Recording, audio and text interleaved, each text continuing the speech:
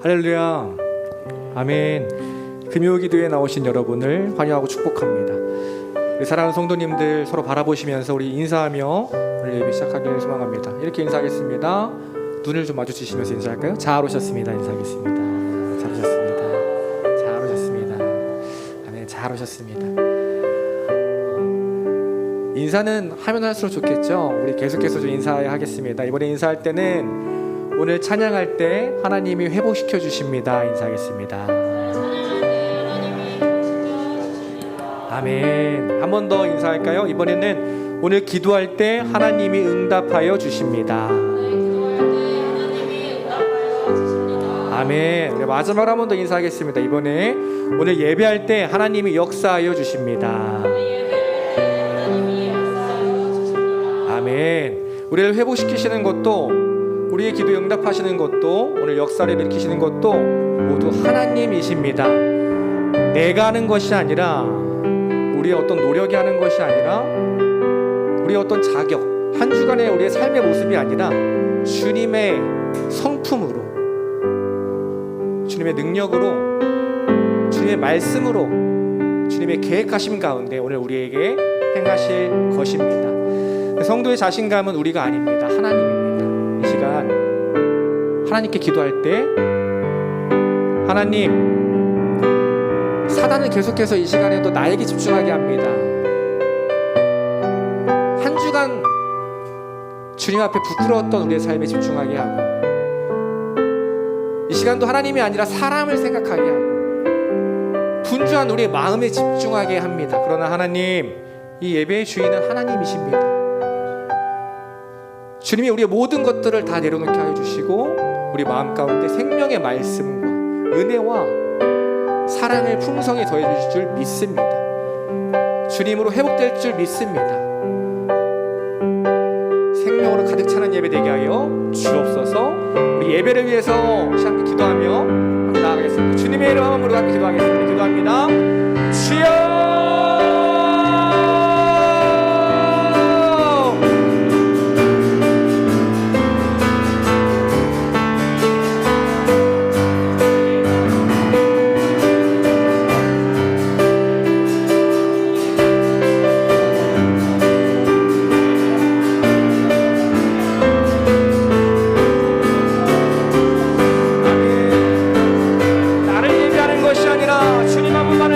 시간 되게 하여 주십시오. 주님만을 찬양하며 주님만을 높이는 예배 되게 하여 주십시오. 내 생각이 나를 다스리는 것이 아니라 성령 하나님께서 이 시간 우리를 다스려 주시고, 아버지 주님께서 우리의 마음 붙들어 주시고, 아버지 주님의 말씀, 주님의 말씀이며 아버지 주님의 것으로 가득 채워지는 예배, 회복되는 예배, 응답받는 예배, 역사가 일어나는 예배 되게 하여 주옵소서.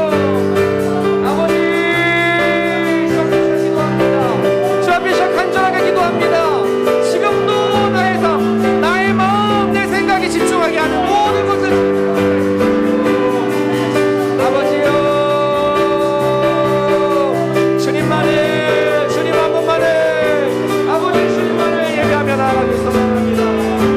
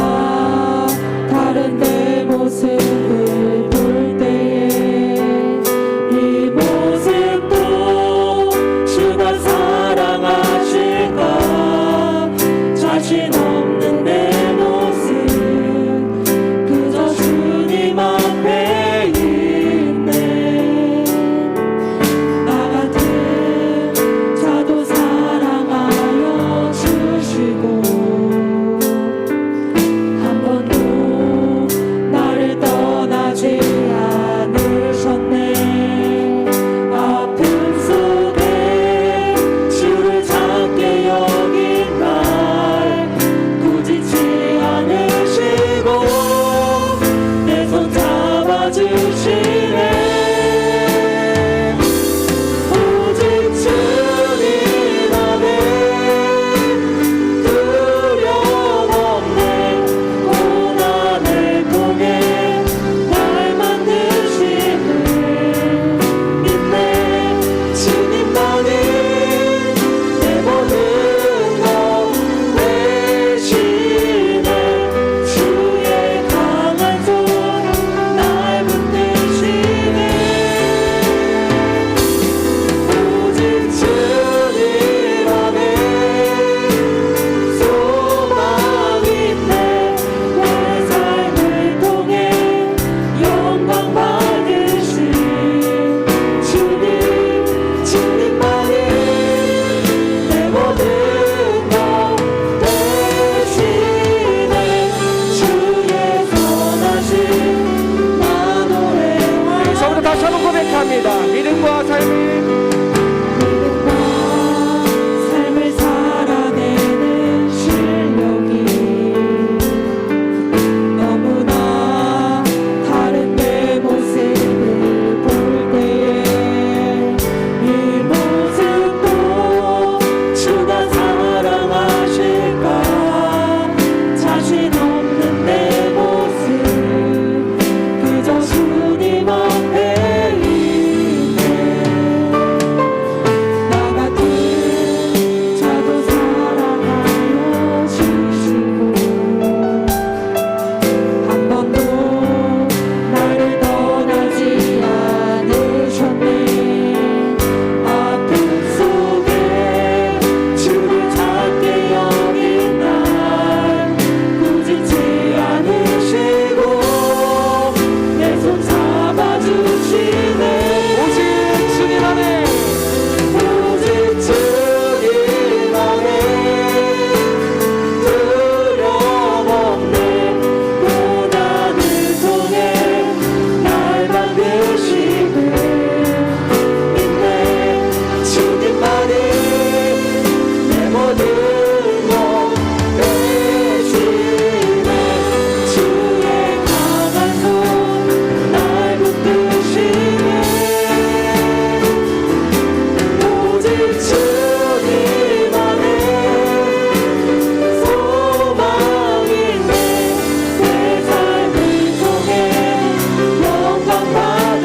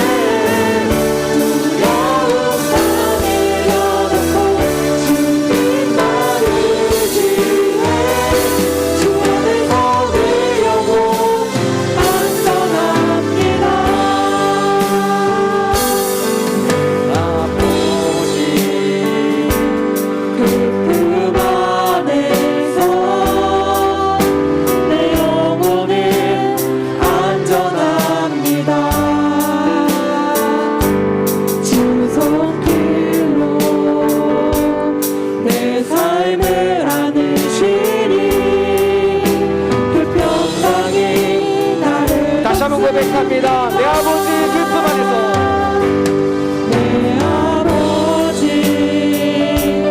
그 안에서 내 영혼은 안전합니다.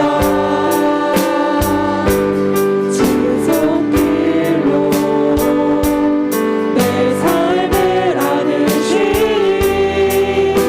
그 평강이 나를 덮습니다. 나 비록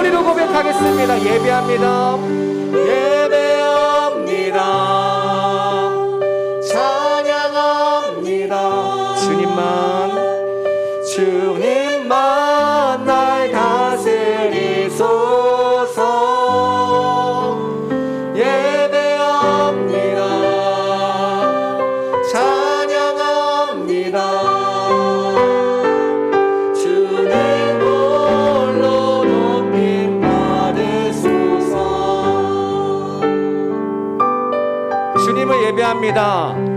주님 한 분만을 찬양합니다. 내가 아니라, 다른 어떤 사람이 아니라, 다른 어떤 관심사가 아니라 나의 아버지 되신 주님을 예배합니다. 주님 홀로 이 시간 영광 받아 주옵소서. 우리가 주님의 말씀에만 귀 기울이는 시간 되게 하여 주옵소서. 아버지 말씀만 우리 가슴에 가득 안고 돌아가는 예배 되게 하여 주옵소서. 오늘 예배를 위해서, 함께 예배하는 우리 모든 성도님들 위해서, 특별히 우리가 말씀 전해주시는 목사님 위해서 우리 함께 기도하겠습니다. 주님의 이름 한번 부르고 다 함께 통성으로 기도합니다. 기도하겠습니다. 주여!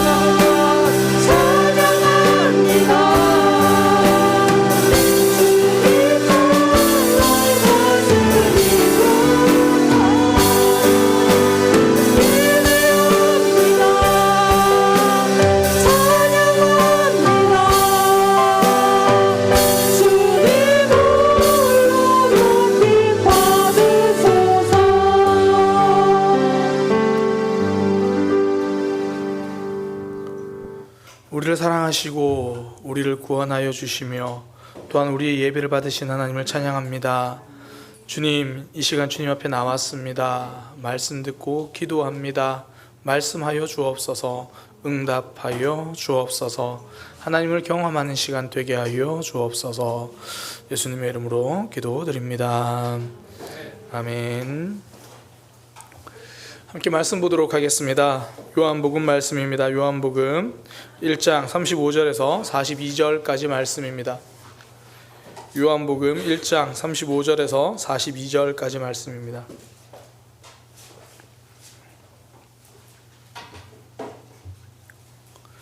요한복음 1장 35절에서 42절까지 말씀입니다.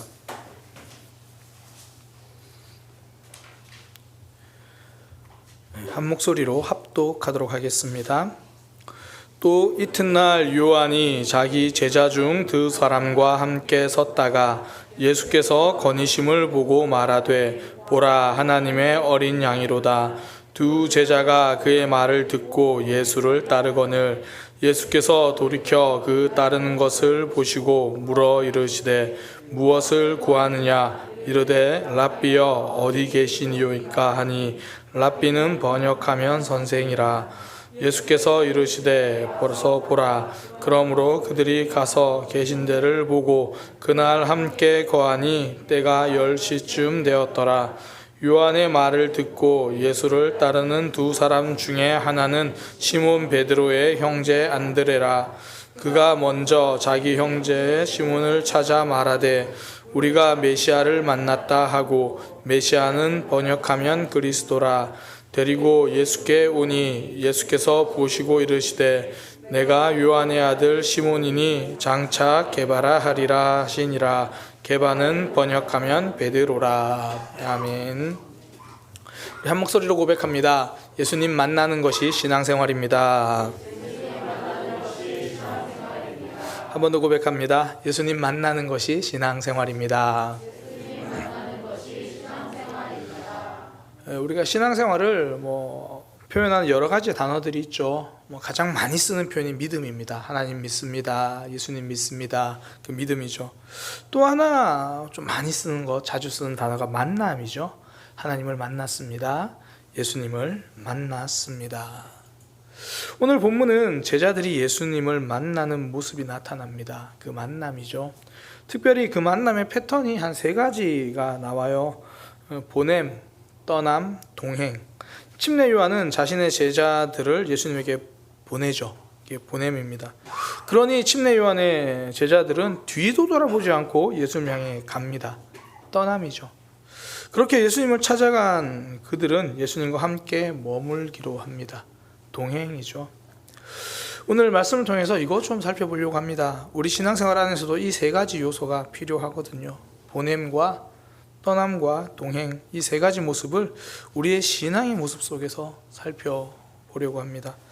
먼저는 보냄입니다. 침례 요한은 자신의 제자들과 함께 있다가 예수님이 이제 지나가시는 것을 보죠. 그리고는 바로 옆에 있는 제자들에게 예수님을 소개합니다. 보라, 하나님의 어린 양이로다. 그 말을 들은 제자들은 그 자리에서 바로 예수님을 따릅니다. 요한은 조금도 반대가 없이 그들을 보내주죠. 여기서 우리가 발견할 수 있는 신앙의 원리, 하나님 중심성이에요. 침례 요한은 계속해서 자기의 사역에 대해서 나는 쇠해야 될 거고, 나는 점점 사라져야 할 것이고, 예수님은 흥해야 한다, 예수님이 드러나야 한다라고 말을 했잖아요. 그리고 그는 말만 그렇게 번지르르 한 게 아니라는 것이 오늘 이 모습에서 나타나죠. 실제로 자신들의 제자들까지도 아무런 미련 없이 예수님에게 보냅니다. 그는 자신의 고백과 자신의 결정, 자신의 선택, 자신의 삶이 일치한 사람이죠. 그 마음 속에선 하나님 중심성이 있기 때문이죠. 그런데 이 하나님 중심성이 없으면요, 내가 제자들을 양육하려고 하는 거죠. 내가 저들과의 관계를 이어가려고 노력합니다.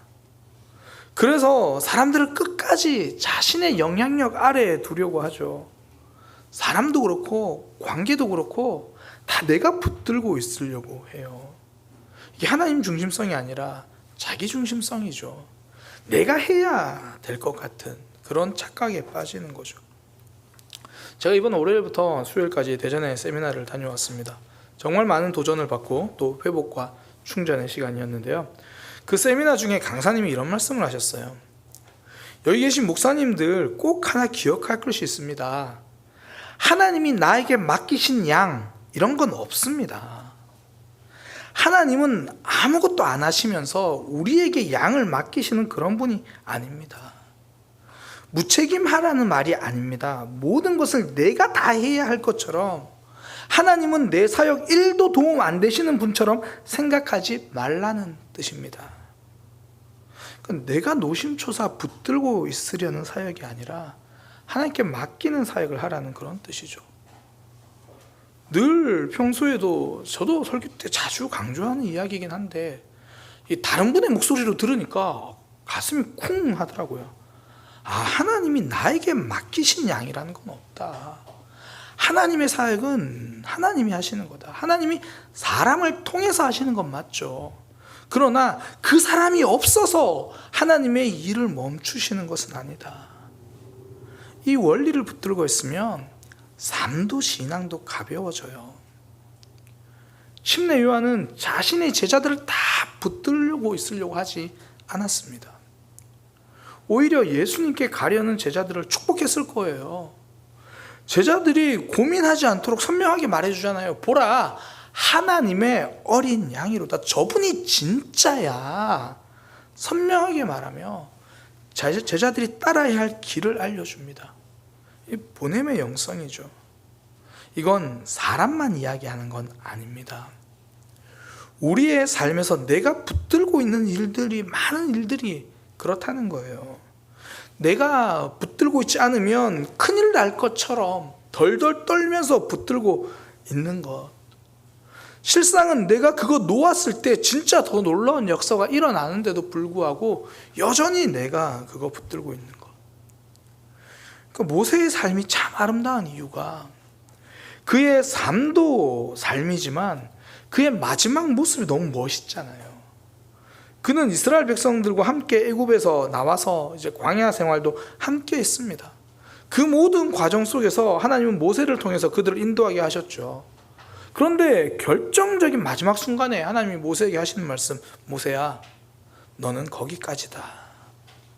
신명기 32장 48절에서 50절, 바로 그날에 여호와께서 모세에게 말씀하여 이르시되 너는 여리고 맞은편 모압 땅에 있는 아바림 산에 올라가 느보 산에 이르러 내가 이스라엘 자손에게 기업으로 주는 가나안 땅을 바라보라. 내 형 아론이 호르산에서 죽어 그의 조상에게로 돌아간 것 같이 너도 올라가는 이 산에서 죽어 내 조상에게로 돌아가리니 넌 여기까지야. 그때 모세는 하나님의 뜻을 받아들이죠. 하나님, 제가 이스라엘 백성들을 지금까지 인도했었는데 가나안 땅 점령을 앞두고 지금 이러시면 어떡합니까? 더 큰일이 남았는데 지금 와서 선수 교체라니요. 뭐 이런 거죠. 내일이 월드컵 본선 경기인데 오늘 감독을 바꿔놓으면 너무한 거 아닙니까? 이렇게 말하지 않아요. 자신이 이스라엘 백성들을 인도한 게 아니라는 걸 아는 거죠.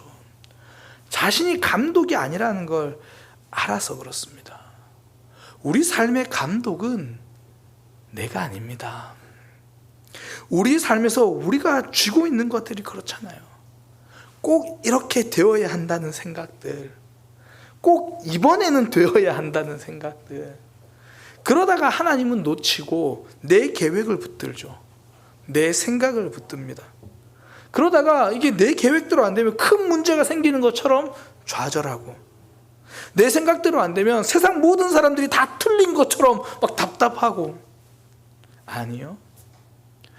이 세상을 창조하신 하나님께서 이 세상을 잘 붙들고 계시고 우리 삶을 구원해 주신 하나님께서 우리 삶을 잘 인도해 가십니다.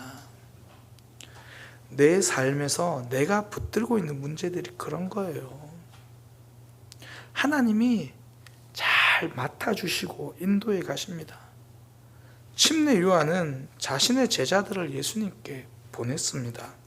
자신이 붙들고 있으려고 하지 않았죠. 그러니 자신의 제자들이 예수님을 만납니다. 이것이 우리 신앙에서 중요한 원리죠. 내가 붙들고 있는 것을 내려놓을 때 그 일을 통해서 하나님을 경험합니다. 그때 일하시는 하나님을 알 수 있죠.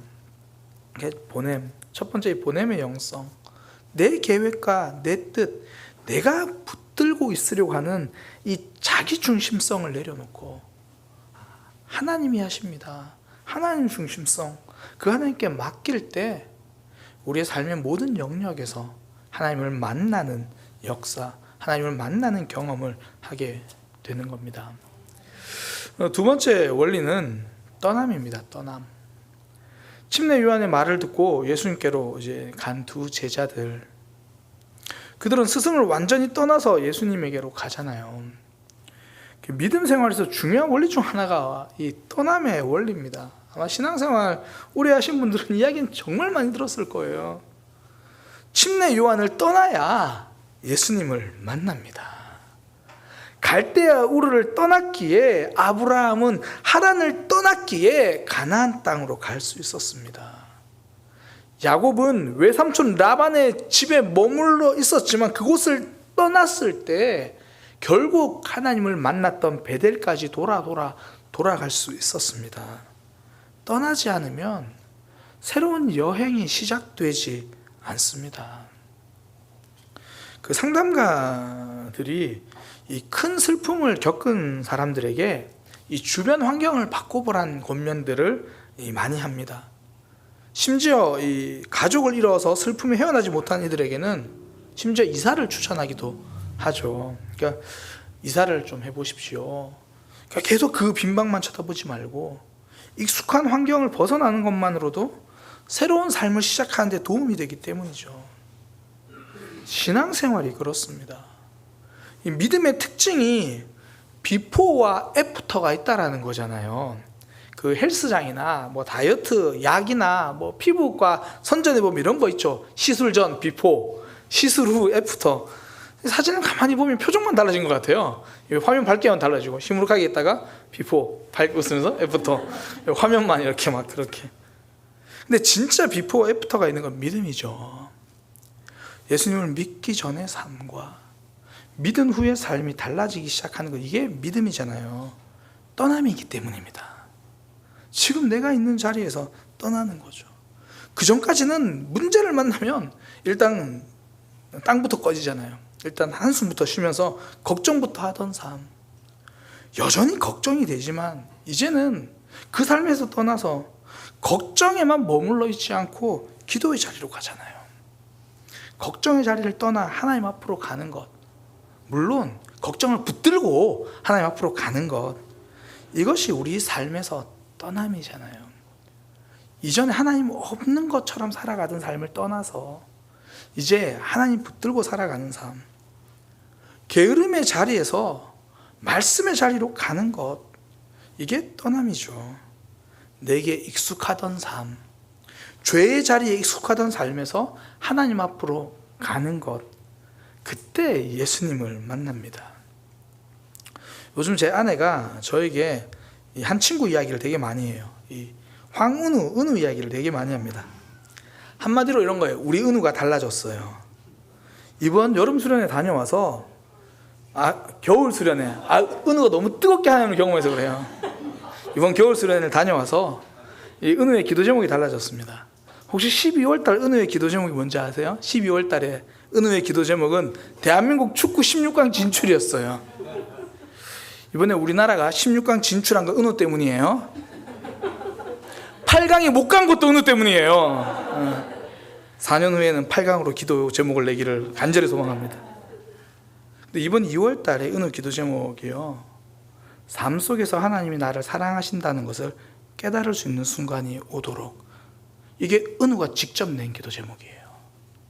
12월 달까지만 해도 내가 기도 제목, 대한민국 16강 진출이 그 삶의 가장 간절한 기도 제목인데, 그러니까 있는 그대로 솔직하게 자기 속마음을 적는 거예요. 꾸미지 않아요. 선생님들이 막 강요하잖아요. 야, 그런 거 말고, 야, 너의 신앙이 하나님께 진출해야 되지 않겠니? 이렇게 꾸미는 게 아니라, 근데 2월달 은우의 기도 제목이 삶 속에서 하나님이 나를 사랑하신다는 것을 깨달을 수 있는 순간이 오도록, 하나님이 주신 마음이죠. 하나님이 이루실 거예요. 수련의 전과 후가 달라졌어요. 말씀 앞자리, 찬양 앞자리 가더니 달라졌어요. 익숙하던 내 삶을 떠나서 하나님의 말씀을 들을 수 있고 기도할 수 있는 자리 가니까 하나님께서 만들어 가시는 거죠. 이후의 삶도 하나님이 또 만들어 가실 거예요. 하나님께서는 우리에게 익숙한 자리를 떠나 자꾸 믿음의 자리로 가자고 말씀하십니다. 내가 편한 삶, 그거 말고 좀 불편하고 익숙하지 않은 삶을 이야기하시잖아요. 내가 편하고 익숙한 침례 요한 말고 좀 나에겐 아직 낯설지만 그래도 예수님 앞으로 가자고 이야기를 하죠.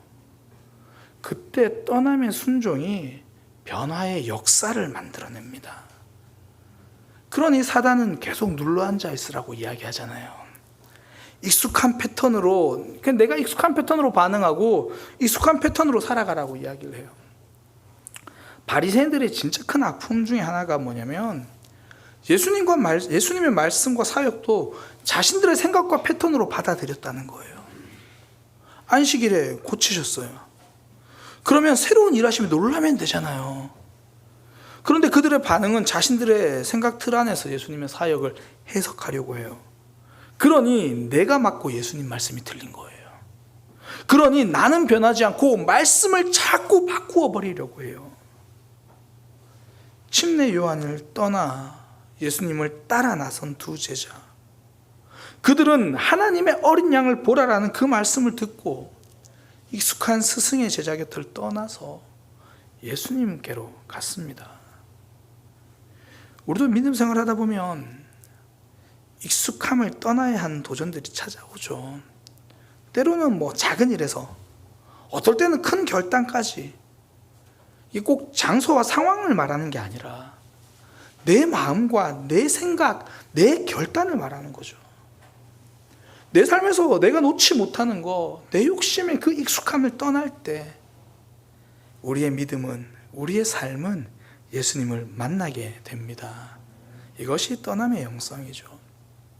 그때 하나님을 만납니다. 마지막 세 번째는 동행입니다. 그렇게 침례 요한을 떠난 두 제자가 예수님을 따랐어요. 그때 예수님이 물으십니다. 무엇을 구하느냐? 그러니까 왜 나를 따르려고 하느냐? 왜 나를 따르려는 목적이 무엇이냐? 이렇게 물으신 거예요. 그때 제자들의 대답이 뭐냐면, 예수님 어디 계십니까? 이게 영적으로 예수님이 가시려는 길이 어디입니까? 이런 고차원적인 신학적인 질문이 아니고요. 예수님 숙소가 어디세요? 이 말이에요. 이 세 번역이나 다른 번역 보면 성명이 나와요. 예수님 지금 잠자시는 곳, 머무시는 곳, 예수님 숙소가 어디예요? 그 질문을 해요. 그랬더니 예수님이 그들을 데리고 또 예수님이 머무시는 곳으로 데려가세요. 오늘 성경에 보니까 10시라고 하는데 오늘날로 말하면 오후 4시입니다. 그때 예수님이 계신 곳으로 가서 함께 있었어요. 동행이죠. 예수님은 그들에게 목적을 물었어요. 근데 그들의 대답은 예수님 계신 곳이 우리의 목적입니다. 예수님 계신 곳으로 가겠습니다. 동행이죠. 예수님과 함께 있겠습니다. 100점짜리 대답이잖아요. 예수님을 만난다는 건 일회적 사건이 아니거든요. 하나님의 어린 양을 보라, 가서 얼굴 한번 보고 오자, 이게 아니죠. 예수님 어디 계십니까? 예수님 머무시는 곳이 어디입니까? 저희도 그곳으로 가겠습니다. 일회적 사건이 아니라 함께 걷는 동행, 지속적인 사건입니다. 저는 이 말씀을 나누면서 이 스침과 마주침에 대한 이 단어 이야기를 가끔씩 하잖아요. 신앙생활은 하나님을 한 번 스치는 경험이 아니라 그분 앞에 서서 마주하면서 계속 하나님을 경험하는 것. 사울 왕의 신앙이 안타까운 건 일회용 신앙이었잖아요. 하나님을 만난 경험도 있어요. 그분이 나를 도우셨어요. 전쟁에 승리하기도 만들어주셨어요. 기도응답 했죠. 기도응답 받았어요. 그러나 그리고는 다시 하나님과 거리두게 합니다. 내 뜻대로 살아가는 거죠. 스치는 신앙, 일회용 신앙입니다. 사울 왕과 대조되는 다윗, 동행의 신앙이죠. 마주침의 신앙. 힘든 일이 있으면 힘든 대로, 좋은 일이 있으면 좋은 일이 있는 대로 하나님과 동행하는 신앙이죠. 그게 다 시편이잖아요. 나 하나님 많이 힘들어요. 나 하나님 때문에 행복해요. 아픈 일은 아픈 일대로, 기쁜 일은 기쁜 일대로 하나님과 계속 함께하는 거. 물론 동행한다는 게 넘어지지 않는다는 것은 아닙니다. 다윗도 자신의 부하 우리아의 아내 밧세바를 범하죠. 심지어 그 죄를 범해놓고도 깨닫지도 못하고 아무렇지 않게 지낼 때도 있어요. 그러나 말씀이 그 자신의 죄를 깨닫게 하실 때, 내 모습을 비추어 주실 때 외면하지 않습니다. 하나님과 등 돌리고 있을 생각은 없었다라는 거예요. 제자들의 모습이 그렇습니다. 이렇게 예수님과 함께 따라가고, 예수님 어디 계십니까? 함께 하겠습니다. 그렇다고 해서 그들이 정말 믿음 생활 잘했느냐? 우리가 복음서를 읽으면서 그게 아니라는 걸 알잖아요. 동행하려고 다짐은 하지만 정말 많이 넘어집니다. 그래서 가끔 복음서를 읽다 보면 굉장히 많은 위로를 받으실 거예요. 내가 일기를 썼나, 그런 마음으로 보실 수 있습니다. 제자들의 모습을 보면서 내 모습을 보는 거예요. 예수님이 곁에 계신데 염려하고, 예수님이 곁에 있는데 좌절하고, 예수님이 방금 전에 응답하셨는데 그런 일 없었던 것처럼 답답해하고. 제 일기장이 거기에 복음서에 잘 들어 있습니다. 기도 응답 받은 것이 많은데 여전히 한 번도 응답하지 않으신 것처럼 우리는 오늘 내가 만난 문제를 노심초사하잖아요. 은혜 가운데 살면서도 혼자 사는 것처럼 염려합니다. 그런 삶이지만 성도의 힘은 하나님과 동행하기를 포기하지 않는 거죠. 하나님 안에서 울고 하나님 안에서 웃고, 우리가 구역 모임 때 함께 나누는 게 그거잖아요. 이번 한 주 하나님께서 나에게 이런 말씀하시는데 어떨 때는 이번 한 주 사실 하나님이 안 계신 것처럼 살았는데 예배 때 말씀 듣다 보니까 여전히 하나님은 나에게 또 그 말씀 하시네. 여전히 내 삶에 이렇게 말씀하시네. 10년 전에 만났던 일회용 신앙이 아니라 그래도 이번 한 주, 예배하는 그 순간만큼은, 이번 한 주는 좀 무뎌졌어도 최소한 지난주 한 달 안에는 하나님이 나에게 말씀하시고 지속적으로 하나님과 함께하는 그런 삶. 신앙생활 잘해서가 아니라 넘어져도 하나님 안에서 넘어지고, 이것이 스침의 삶이 아니라 마주침의 삶이죠. 동행하는 삶입니다. 그러니 신앙생활이 참 힘들긴 하지만 또 한편으로 참 감사하죠. 이 하나님을 아니까 다른 사람에게도 이 하나님에 대해서 이야기하는 것 같아요. 제자들이 그랬잖아요.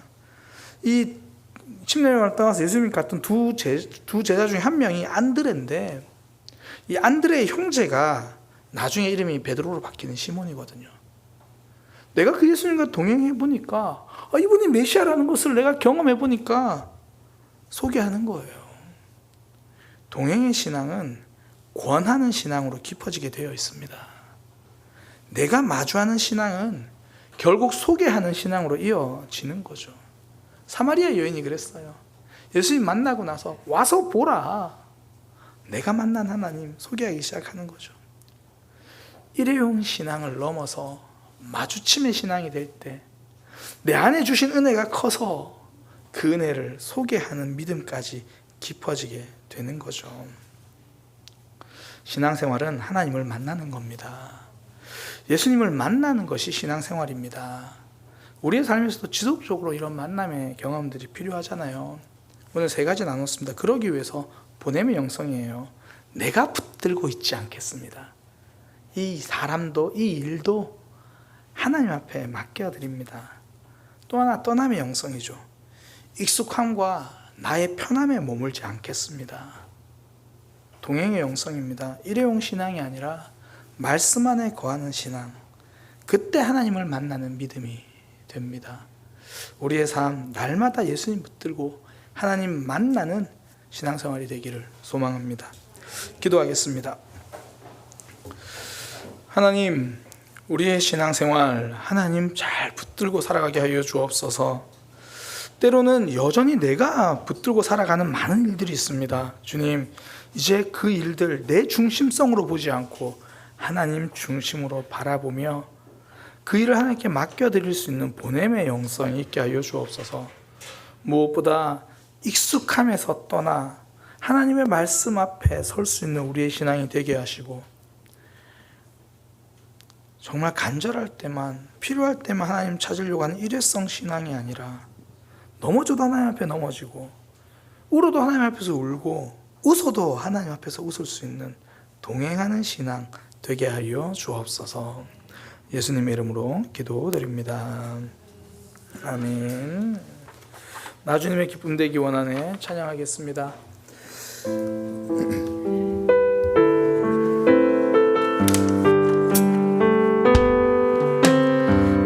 주님의 기쁨 되기 원하네. 내 마음을 새롭게 하소서. 새 부대가 되게 하여 주사. 주님의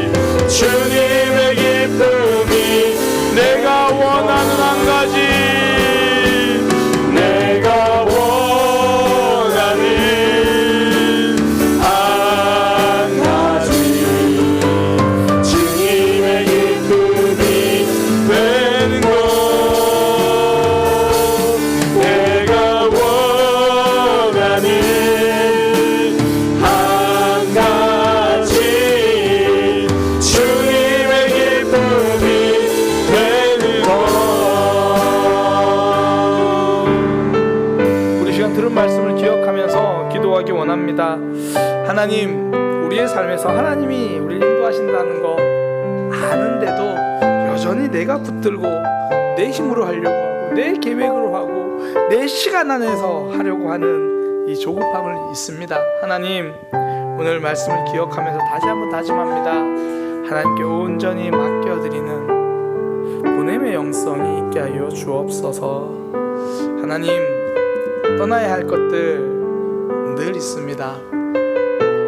더욱 새로워지기 위해서 늘 하나님께로 한 걸음 더 나아가는 죄와 익숙함에서 떠나는 결단이 있게 하여 주옵소서. 하나님과 동행하는 신앙 되기 원합니다. 그냥 힘들 때만 일회용 스침의 신앙이 아니라 하나님 앞에 살아가는 동행 마주침의 신앙이 되게 하여 주옵소서. 우리 그렇게 들은 말씀 붙들고 기도하고요. 우리 트르키예와 시리아, 터키와 그 지진 벌써 2만 명이 넘었죠. 그 위에서 기도해 주시기 바랍니다. 골든타임 벌써 이제 지나갔다고 하지만 하나님, 지금도 꺼져가는 생명들 주님께서 붙들어 주시고 특별히 구조한 이들 안전하게 그 모든 과정 가운데 붙들어 주옵소서. 우리 그렇게 기도하고요. 우리 사랑의 교회 예배와 우리 지체들, 우리 삶의 여러 문제들 주님 앞에 그렇게 충분히 기도하도록 하겠습니다. 우리 주님의 이름 한번 부르시고 함께 기도합니다. 주여, 약속 안에서 내 영원 평안에 빛보다 크신 주님의 계획 다시 왜 두려움 안에 놓고 주님의 아들 주 안에서 내 영혼 주님 앞, 안전함 주님 앞, 주 약속 안에서 내 영혼 평안에 내 뜻보다 크신 주님의 역사 계획 다시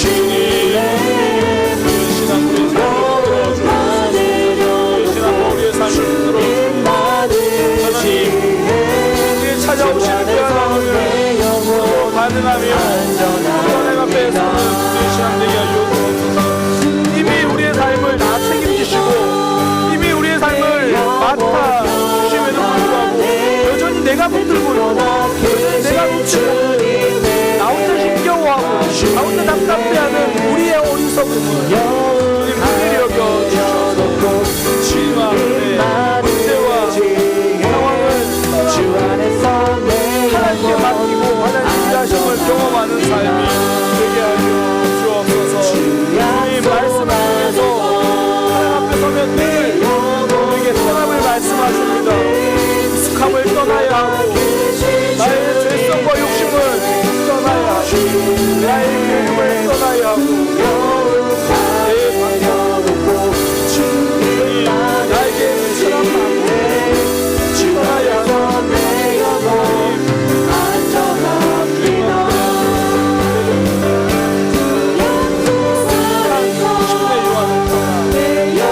나를 기다리고 계시고 내 삶의 새로운 길을 예비하고 계신 그 예수님 앞으로 나아가시 우리의 신앙이 되게 하여 주옵소서.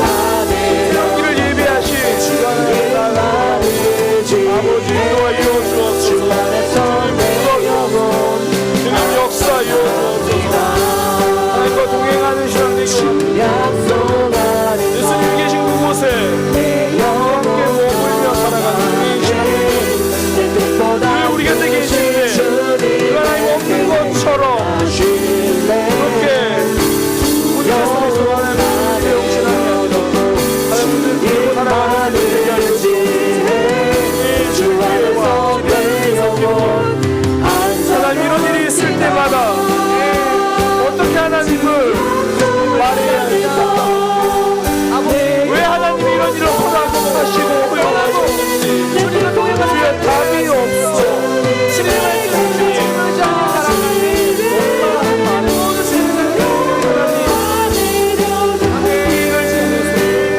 하나님의 선하심이 어디에 드러나는지 알지 못했다. 그럼에도 불구하고 하나님을 의지하고 그럼에도 불구하고 하나님께 기도합니다.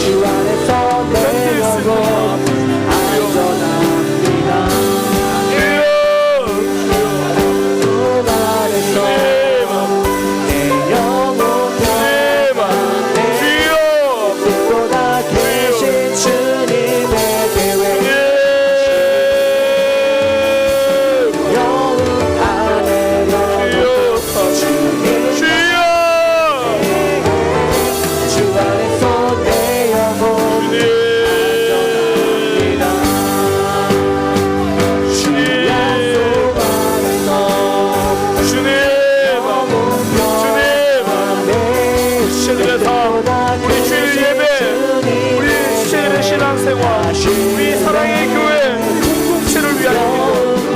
주님, 우리 교회 하나님의 주인 되신 예수 그리스도의 머리 되신 우리 교회를 주께서 붙들어주시고 새롭게 하여 주옵소서. 차고 넘치는 역사가 있게 하여 주옵소서. 이 자리가